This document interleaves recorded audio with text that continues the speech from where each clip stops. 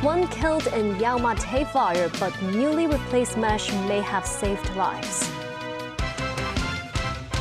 U.S. Navy chief says arms sales to Taiwan suspended. Washington Democrats say Republicans in disarray over funding for White House ballroom.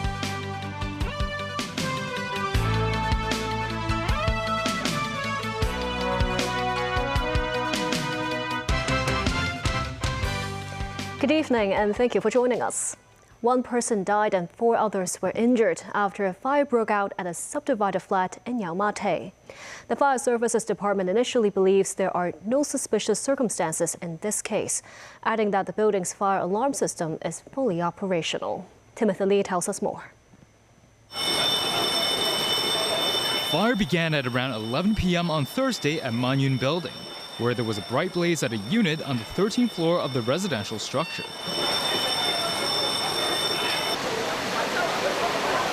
Fire services personnel deployed to the rescue assisted some 300 residents to evacuate, with some of the elderly required to wear oxygen masks. Several people had to be carried by firefighters before being placed on stretchers.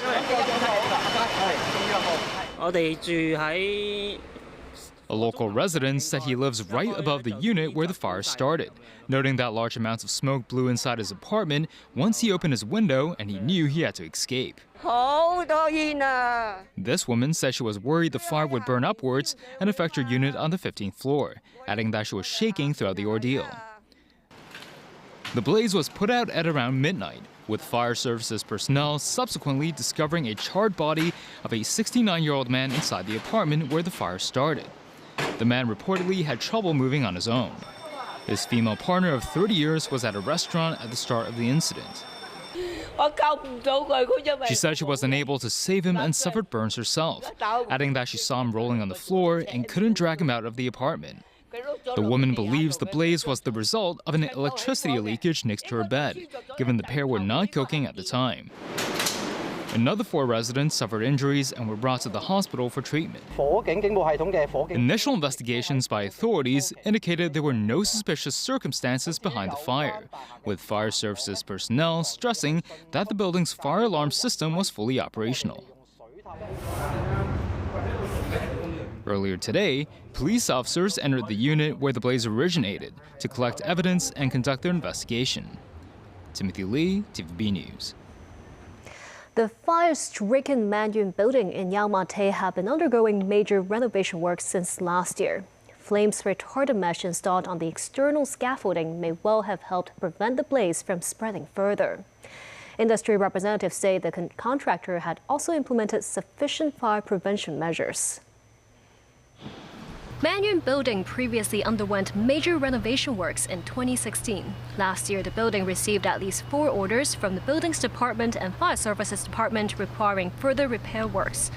A hole could be seen in the scaffold mesh outside the unit where the fire erupted, while nearby sections of the mesh remained intact. This resident says the scaffold mesh was newly replaced because renovation works were suspended last December and resumed around March or April when the new mesh was put up. Following the deadly fire at Wanfo Court, the government ordered all buildings undergoing maintenance works across Hong Kong to replace scaffold coverings with flame-retardant mesh. The Hong Kong Construction Industry Employees General Union says several other factors also helped slow the spread of the fire. Chelsea Kidd of the union says bamboo scaffolding is not highly flammable. Another reason is that no construction materials were seen piled up on the scaffolding. He says during exterior renovation works, replacing mosaic tiles often produces a lot of paper scraps, which are highly flammable. Manyun building was built more than 60 years ago with an extremely high population density. In recent years, many flats there have been subdivided into even tinier units. The fire-ravaged flat this time had reportedly been split into 9 separate subdivided units. Yau Tsin Mang District Councillor Chen Siu-tang says many residents have long been worried about the large number of subdivided flats and fire hazards. The original flat measures around 900 square feet. After subdivision and corridors are added, each unit is only about 80 square feet. Currently, the government is drafting legislation to regulate subdivided flats. Only units meeting official requirements will be eligible for registration as so-called basic housing units. Kowloon West lawmaker Vincent Chang suggests even if landlords are unable to complete renovations immediately, they should at least provide basic fire safety equipment. A district councillor says cracks had already appeared on the building's exterior walls several years ago, and signs of subsidence can be seen. The U.S. is pausing arms sales to Taiwan to ensure it has enough weapons for the Iran war. This according to the country's acting Navy Secretary Hong Tao. Tao confirmed this at a Senate hearing on Thursday, after President Donald Trump appeared non-committal about the sales after his visit to Beijing earlier. Tao said that in order to have the munitions needed for Operation Epic Fury, we're just making sure we have everything, but then the foreign military sales will continue when the administration deems necessary. The $14 billion package would have included air defense missiles and surface-to-air missiles, according to an earlier Reuters report. Chinese Foreign Ministry made clear on Thursday that Beijing firmly opposes U.S. arms sales to Taiwan and to implement consensus reached at the China-U.S. summit. U.S. President Donald Trump suggested Thursday that previous U.S. presidents have mulled intervening in Cuba for decades, but told reporters, "It looks like I'll be the one that does it." This as China's foreign ministry said it opposes external forces exerting pressure on Cuba under any pretext. Tracy Furness has more. Speaking to reporters in the Oval Office, U.S. President Donald Trump called Cuba a failed country, but added the U.S. will help them along. Cuba, look, it's a failed country. Everybody knows it. They don't have electricity, they don't have money, they don't have really anything, they don't have food. And we're going to help them along, and we're going to help them because number one, I want to help them, on a humanitarian basis, but we have the Cuban American population, much of it living in Miami and Florida.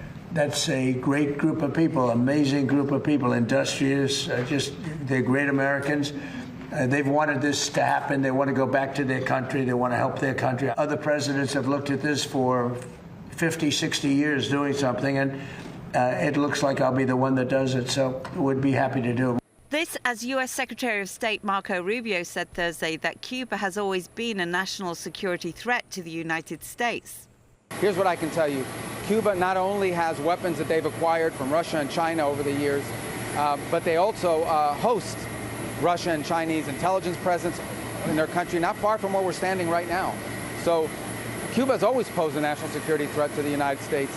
They, by the way, have been one of the leading sponsors of terrorism in the entire region. Meanwhile, China's foreign ministry said they oppose external forces exerting pressure on Cuba. It said the U.S. should stop wielding a stick of sanctions and judicial measures against Cuba and stop resorting to threats of force at every turn, adding China firmly supports Cuba in safeguarding its national sovereignty and national dignity and opposes external interference. Tracy Furness, TVB News. U.S. Senate Republicans abandoned plans to vote on funding for immigration enforcement on Thursday in a revolt against one of President Donald Trump's priorities, a $1.8 billion fund for victims of government weaponization, including those convicted of violent crimes during the Washington Capitol riot on January 6, 2021. That controversial fund and another $1 billion for building a White House ballroom were added at Trump's behest and became sticking points. Tracy Furness reports. Reporters asked U.S. President Donald Trump at an Oval Office event whether he is losing control of Senate Republicans as they appear poised to abandon a proposal for $1 billion in security funding in favor of the White House complex and his ballroom project. Trump said he didn't know. I don't know. I really don't know. I can tell you I only do what's right. I don't need money for the ballroom. I'm making a gift of the ballroom. This is the biggest misreporting that I've ever seen. The ballroom is being built. It'll cost. It was going to be $200 million. I've doubled the size of it because we need it. We're on time, on budget. It's going beautifully. I have all the money I need. We're making a gift to the United States. This, as Senate Minority Leader Chuck Schumer said, Republicans are fleeing Washington after failing to advance the immigration enforcement bill. So this afternoon, Republicans so divided, so dysfunctional, so disorganized, are fleeing Washington. Their majority can't melt down fast enough, not when Americans' financial situation is melting down every day. Republicans are in complete disarray. They're at each other's throats, and the American people are suffering for it. Republicans have tied themselves up in knots and torn each other to shreds over Trump's brazenly corrupt slush fund for his billionaire cronies and January 6th insurrectionists. They have soiled their reputation by fighting to fund Trump's billion-dollar ballroom at taxpayer expense. And all the while, Republicans haven't lifted a finger to lower Americans' costs. Tracy Furness, TVB News. And still ahead, Greek protesters vent their anger over Israel's detention of Gaza activists. Frustrated Congolese crowd burned down Ebola treatment center. Top international customs official says global cooperation continues regardless of changing political tides.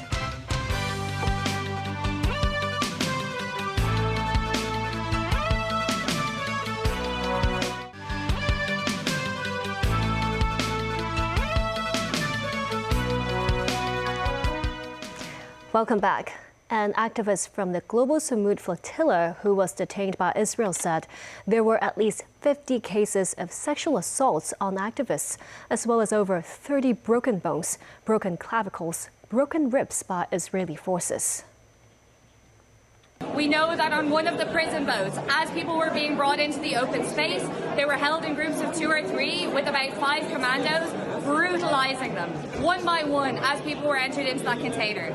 We know on just one of the boats in one of the sections there were at least 15 cases of sexual assaults that have been reported so far. There were over 30 broken bones, broken clavicles, broken ribs. We have people on their way to the hospital right now needing urgent care that was denied to them by the IOF. Meanwhile, more than 1,000 people gathered in the streets of Athens on Thursday to protest against Israeli forces intercepting the Gaza protest flotilla. The protesters marched towards the Israeli embassy with some holding flares, although the demonstration remained peaceful. Israel's foreign ministry has called the flotilla a PR stunt at the service of Hamas. The U.S. and Iran are taking opposing stances over Tehran's uranium stockpile and controls over the Strait of Hormuz. U.S. President Donald Trump says the U.S. will eventually recover Iran's stockpile of highly enriched uranium, claiming we don't want it. We'll probably destroy it after we get it, but we're not going to let them get it. Trump also says he is against Iran's control of the Strait of Hormuz. As we want it opened, we want it free. However, 2 senior Iranian sources told Reuters before Trump's comments that Iran's Supreme Leader Ayatollah Mojtaba Khamenei has issued a directive that the Iranians should not be sent abroad. Iranian officials also restated on Thursday Tehran's claim to sovereignty over the strait. Protesters set fire to tents for Ebola patients after Congolese authorities refused to give them the dead body of a victim they wanted to bury themselves, a beloved local footballer suspected to have died in the ongoing outbreak. Meanwhile, the wife and 4 children of a U.S. citizen infected with the Ebola virus have been brought to Berlin's Charité Hospital. Danny Rao tells us more. Protesters set fire to tents for Ebola patients after Congolese authorities refused to give them the dead body of a victim they wanted to bury themselves, a beloved local footballer suspected to have died in the ongoing outbreak. Police fired warning shots and tear gas to defuse the incident in Ituri province. It took place in the town of Rwampara, which has been hit hard by the latest Ebola outbreak caused by the Bundibugyo strain of Ebola, for which there is no approved vaccine or treatment. Bodies of Ebola victims are highly infectious after death, and unsafe burials in which family members handle the body without proper protective equipment are a leading driver of transmission. The treatment centre had only been holding the bodies of those suspected of dying of Ebola, and the main treatment centre remained inside Rwampara General Hospital. Despite the scene in the courtyard, healthcare workers continued to carry people suspected to be sick with Ebola into the hospital on stretchers. Health officials believe the outbreak started weeks ago and say they haven't identified the source. The outbreak has been declared a public health emergency of international concern by the World Health Organization, and the death toll has risen to more than 130, with around 600 suspected cases. Meanwhile, the wife and 4 children of a US citizen infected with the Ebola virus have been brought to Berlin's Charité Hospital. They were admitted to the University Hospital's special isolation ward, the US Federal Ministry of Health said overnight. This followed a request for assistance from US authorities. The father, a doctor, had contracted the virus in the eastern part of the Democratic Republic of the Congo. According to reports, his family members had also been there previously and had most recently been symptom-free and tested negative. Dan Orell, TV News. Renowned Hong Kong film producer Raymond Wong Pak Ming has been found guilty of insider dealing and is set to be sentenced next month. The film industry veteran has been granted bail. Timothy Lee reports.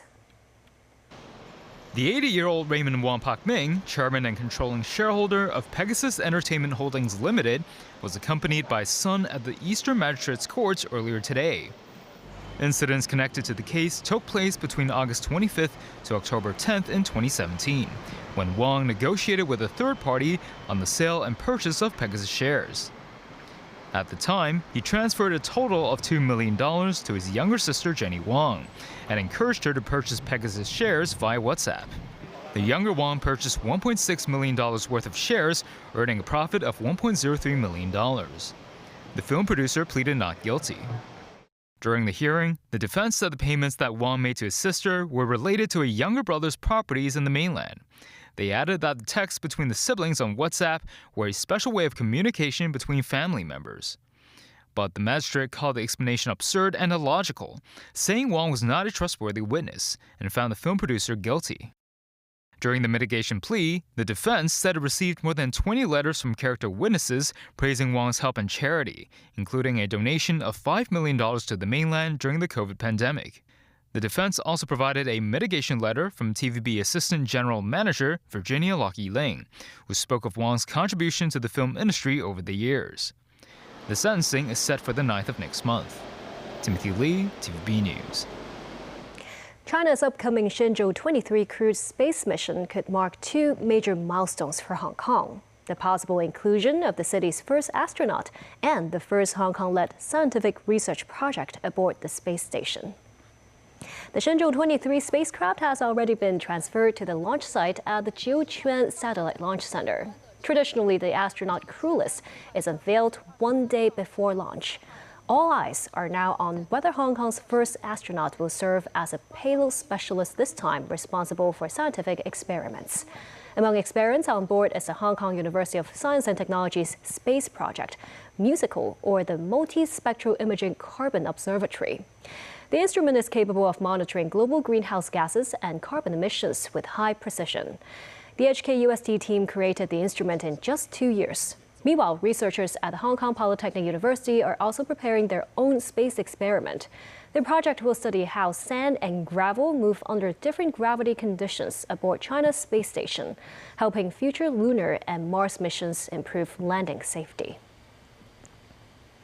World Customs Organization's Secretary General Ian Saunders was in Hong Kong this week for the body's Asia-Pacific Regional Heads of Customs Administrations Conference. In an interview with TVB News, Saunders underscores Hong Kong's key role as a bridge in the global customs community. The World Customs Organization's Secretary General Ian Saunders has helmed the body since 2024. Speaking with TVB News in Hong Kong, Saunders says, regardless of shifting political ties, global cooperation continues to underpin the body's mission. No matter what's happening politically in the environment or what's even happening economically in the environment, the expectation on customs is to ensure that the goods that are going to cross a border, whichever border that might be, that they do so efficiently, that they do so safely. He adds that the WCO plays a critical role in leveling the playing field for its 187 members by coordinating joint law enforcement operations targeted at illegal timber, firearms, and synthetic narcotics through sharing best practices and global data. In these focused environments, we're able to make a difference against transnational crime because, unfortunately, the abuse of the trade is one side of transnational crime. It's how they move the items that they choose to move. It's how they collect their proceeds. And fortunately, wherever there's a border, there's customs able to intervene. Hong Kong is extremely important. As one of our 6 regional vice chairs within the WCO community, it has the responsibility for active communication with several of our members in a very diverse region to be a bridge between us at the WCO in Brussels and the members in the Asia-Pacific region. On the growth of global e-commerce, the WCO says this high-volume format is easily exploited by criminals hiding small quantity contraband, forcing customs agencies to adapt staffing with more advanced tech applications in risk assessment strategies and data analytics. He also highlights another long-term pillar of the WCO, green customs. They include crackdowns on environmental crimes and maximizing logistical efficiency to trim truck and cargo wait times. Commissioner of Customs and Excise Chen Zitab will also lead a delegation to Belgium next month, where Hong Kong will formally secure the endorsement of his re-election as vice chair of the Asia-Pacific region of the World Customs Organization. Lee King-kei, Assistant Commissioner of Customs and Excise, who is also the head of the Secretariat Office of the World Customs Organization's Asia-Pacific Vice Chair, highlights Hong Kong's key role, especially with increased trading activities in the region. Then we also see that the main economic growth engine now lies within the Asia-Pacific region. In particular, for the export, we have the export of commodities and goods from China, which are of a very, very wide variety. And we also hope to, through Hong Kong, we make better connections with the world. We can, so that every part of the world can economically thrive together. And that's the news. Thank you for watching.